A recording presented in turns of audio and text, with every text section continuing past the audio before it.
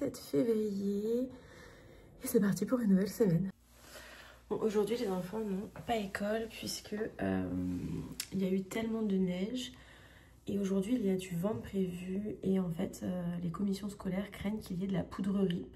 En gros c'est quand la neige est fine et que le vent la soulève et ça crée des conditions de visibilité qui sont vraiment pas terribles. Donc tout le monde reste à la maison, ça leur fait un week-end de 5 jours, un peu des pré-vacances en attendant la semaine de relâche. Et aujourd'hui, nous, il va falloir qu'on déblaye toute la neige, notamment derrière les voitures pour pouvoir les pousser, en attendant que le déneigeur arrive et puisse bien mettre au propre nos places.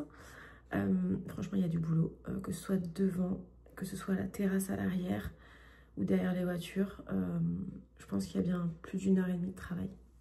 Sachant que nous on n'a qu'une pelle. Fait un petit update de la situation par rapport à la neige. Oula, à peu près 41 cm. Là, c'est la cata. Et donc là, c'est censé être notre terrasse. Hey ho, hey ho.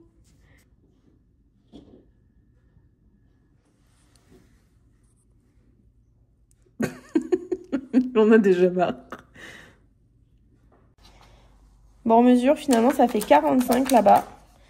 On va mesurer aussi ici.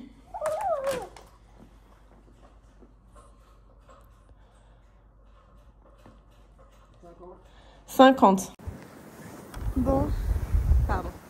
Je vais vous montrer ce qu'ils appellent ici, je ne sais pas si vous allez vous en rendre compte, la poudrerie.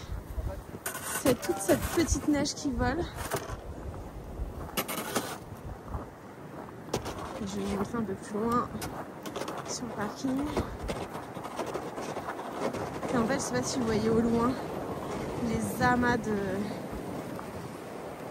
neige qui vole, mais ça en est partout dans le visage. Par contre, on a un magnifique ciel bleu. Trop chouette. Bonjour tout le monde, j'espère que vous allez bien. On est mardi. Ça y est, tout le monde est retourné à l'école. Je vous avoue qu'a priori, ça glisse quand même pas mal. Mais bon, l'école étant ouverte, elles y sont retournées. Hier, je vous ai laissé sur les images du déneigement. La plupart a été faite par mon mari. Moi, je me suis juste occupée de faire quelques petits endroits pour notamment pouvoir sortir nos poubelles et sortir nos voitures du stationnement, vu que le déneigeur s'arrête quand même à une distance de la voiture. Et voilà. Hier était une bonne journée, j'ai passé mon entretien annuel, tout s'est super bien passé. Donc voilà, on continue la semaine avec une touche positive.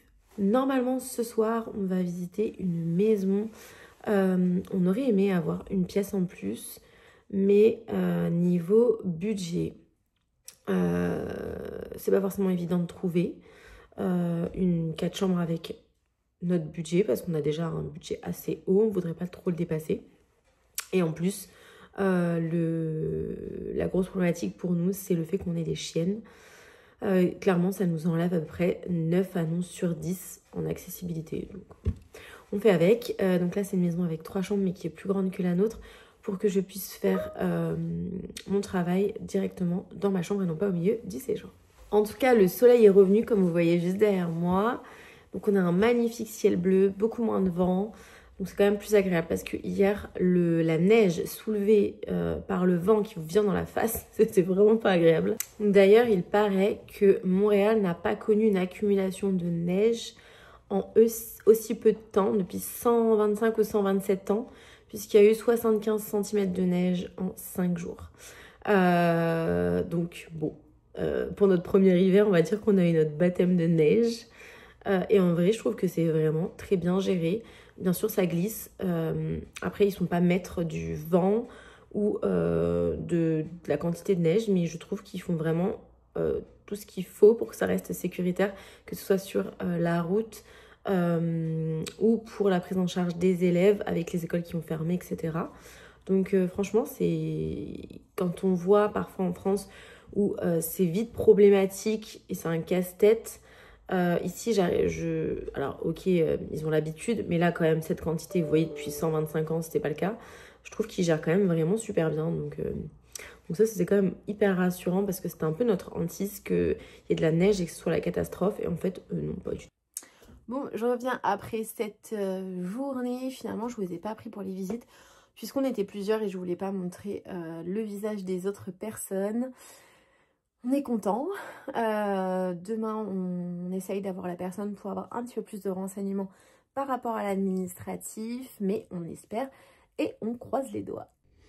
Bon, nous sommes le mercredi 19 février. Je vous reprends avec un magnifique soleil. Il fait toujours bien froid puisqu'on est toujours à -17, mais on repasse dans le positif d'ici quelques jours. Ça, c'est cool. Je voulais vous reparler un petit peu de tout ce qui était logement parce que j'en avais pas trop parlé. Je vais vous mettre quelques vidéos. J'avais complètement oublié que j'avais pris ça de l'extérieur de la maison qu'on a visité, des maisons parce qu'en fait il y en avait plusieurs. Mais nous, il y en avait une qui nous intéressait en particulier. Donc je vais vous mettre une petite vidéo et on se retrouve juste après.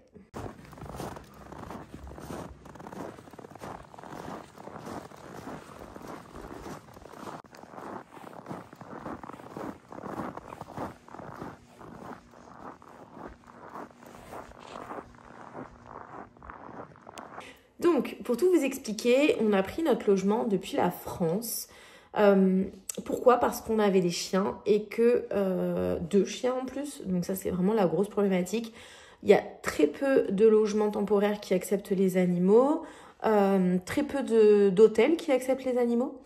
Donc, on était très embêtés et on s'est dit, on va essayer de trouver directement un logement. On avait des amis qui l'ont fait. Ça s'est très bien passé. Voilà, pas de problème. Bref, on contacte un courtier immobilier. En gros, ici, quand c'est un logement, le propriétaire délègue à un courtier immobilier. Parfois, il fait son annonce tout seul. Dans notre cas, c'est un courtier immobilier. Et la personne fait visiter. Donc déjà, on prévoit notre visite en visio. Il se trouve que nous, on passait également par un prestataire parce qu'on avait très peur de se faire avoir. Et ça, vraiment, je vous le conseille. C'est pas donné, mais... Vraiment, c'était un très bon investissement. C'est-à-dire que c'est une personne qui fait de la relocalisation. Donc, son travail, ça va être de chercher pour vous des logements. Dans notre cas, c'est nous qui l'avons trouvé tout seul, le logement. Mais c'est elle qui a fait les visites, voir si tout est OK, si c'est propre. Si c'est pas le cas, c'est elle qui s'occupe de faire venir les équipes de ménage avant que vous arriviez. Elle valide que le logement correspond à l'annonce que vous avez vue, etc. Elle s'occupe des papiers. Voilà, tout ça. Donc, voilà. On a déposé notre dossier puisque c'est le même propriétaire. On espère faire un transfert de bail ou je sais pas trop ce qu'ils nous ont raconté. Bref, on va voir pour la partie un peu purement administrative, l'avance qu'on a faite, etc. Comment ça se passe pour transférer. Est-ce qu'on peut transférer sur un autre bail ou est-ce qu'on doit être remboursé de l'avance qu'on a faite et redonner l'avance qu'on a faite? Moi, je verrais pas trop l'intérêt, mais bon, peut-être que ça se passe comme ça pour leur compte. Je ne suis pas comptable, peut-être que c'est obligatoire. Donc voilà, juste tout ça pour vous dire quoi? Pour vous dire que on avait essayé de mettre toutes les chances de notre côté et même comme ça, on a eu des petits aléas, vraiment petits par rapport à d'autres. Mais vraiment, je vous conseille, si vous n'avez personne sur place comme nous, passez par ce type de personnes qui au moins s'assurent que le logement existe bien. Elle s'assure de faire les différents papiers, que tout est en règle. Faites-vous accompagner. Le luxe, vraiment le top, et on a un autre couple d'amis qui a fait ça, et ça je trouve ça génial, c'est d'avoir un logement temporaire quand vous pouvez le faire. Même si vous avez réussi à trouver un logement par ailleurs, au moins être sûr que s'il y a quoi que ce soit, vous avez un toit sur votre tête pendant quelques jours, le temps de vous retourner. Ça c'est vraiment... ne faites pas de confiance aveugle aux gens. Bon, je vais vous reprendre dehors, je voulais vous montrer. Vous avez vu, il y a plein de neige. Et en fait, ils ont dégagé pour que la bouche d'incendie soit vraiment accessible. C'est trop bien. Bon, allez, j'y vais. Alors, autant d'habitude, je trouve pas trop. Autant là, c'est extrêmement dangereux. En fait, c'est très instable. Il n'y a pas de trottoir. Et c'est un mélange entre ici, c'est mou. Ici, ça glisse. C'est génial.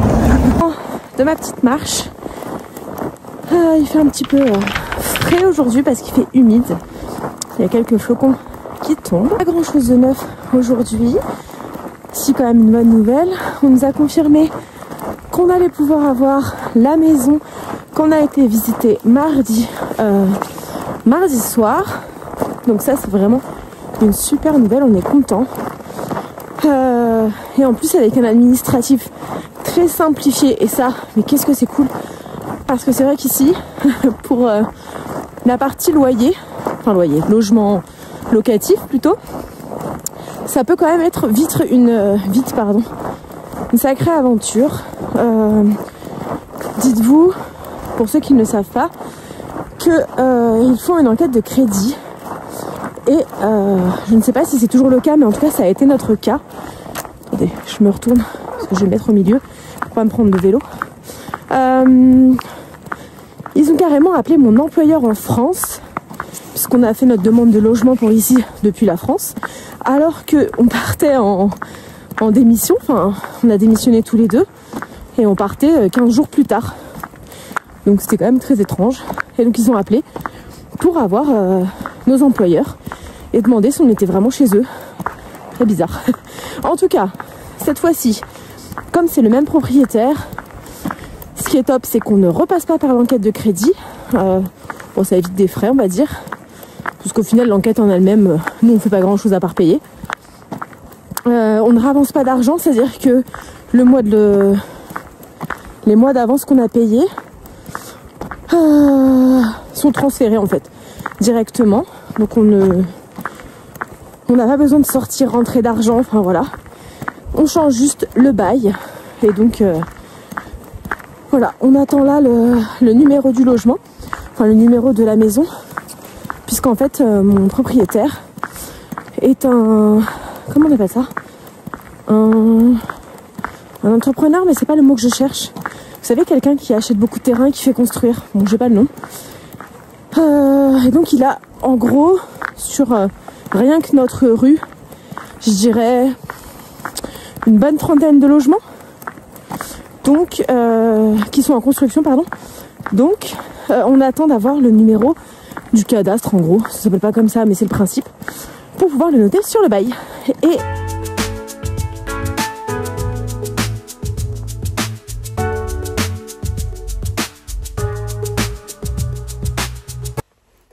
hello tout le monde, on est vendredi 21 février. Je vous reprends avec du soleil, donc ça c'est quand même très agréable. Je suis bien contente que le week-end arrive. On a quelques petites choses de prévues ce week-end, notamment on va aller au festival Chaufferette à Belleuil. On va également chez des amis pour dîner. Voilà, et normalement on devrait aller faire un petit peu de descente en luge et probablement du patin. Donc voilà, on a quelques petites courses à faire pour notre activité du week-end prochain qui va être vraiment très cool. On a 2 activités le week-end prochain qui vont vraiment être chouettes. Voilà, les principales activités de notre week-end. Pareil, je dois passer au centre commercial. Et sinon, pour en revenir à tout ce qui est location, là on arrive dans la période où en fait les propriétaires envoient excusez-moi c'est mal mis, ça me gêne, les augmentations de loyer. Donc vous recevez par la poste le montant de votre augmentation de loyer. De notre côté on ne l'a pas encore reçu. Vous avez, je crois, jusqu'au fin mars, si je dis pas de bêtises, pour donner en fait votre accord pour l'augmentation de loyer, où on discute avec votre propriétaire, ou refuser l'augmentation, et dans ces cas-là, devoir changer de logement à la fin de votre bail. Concernant les bails ici, parce qu'on m'a posé la question sur un autre réseau, globalement c'est 1 an. Maintenant, j'ai déjà vu des baux qui débutent en cours d'année, pour se terminer par exemple le 30 juin de l'année suivante. Par exemple, à partir du 1er mars 2025 jusqu'au 30 juin 2026. C'est rarement moins d'1 an. Ça peut, mais c'est plutôt rare. Et attendez, parce qu'elle veut monter. Hop là. Donc voilà pour la durée. Vous avez pas mal de baux qui débutent au 1er juillet et se termine donc au 30 juin de l'année suivante. Voilà, pour tout ce qui concerne votre bail. Qu'est-ce que je peux vous dire d'autre? Faites bien attention à ce qui est noté dessus. Pensez bien à indiquer aussi que vous avez des animaux si c'est le cas, puisque tous les logements ne les acceptent pas. Voilà, pensez bien à regarder ce qui est inclus, ce qui ne l'est pas. Je voulais rajouter un petit truc par rapport à tout ce qui est assurance habitation. Sachez que dans l'absolu, c'est pas obligatoire. Il y a beaucoup de propriétaires qui la demandent et je trouve ça très bien. Mais c'est pas obligatoire. C'est-à-dire que si votre propriétaire ne vous le demande pas, elle a envie de râler aujourd'hui. Si votre propriétaire ne vous le demande pas, le problème c'est que si vous avez un dégât, un feu, inondation, etc., vous ne serez remboursé de rien puisque vous n'avez pas d'assurance. Une assurance habitation, il faut compter à peu près, je dirais, entre 30 et 50 $ par mois pour être assuré à hauteur de, alors dans notre cas, à hauteur de 2 millions de $. Je crois qu'il y a la gamme en dessous, c'est 1 million de $. Mais nous, notre propriétaire exigeait 2 millions de $. Voilà.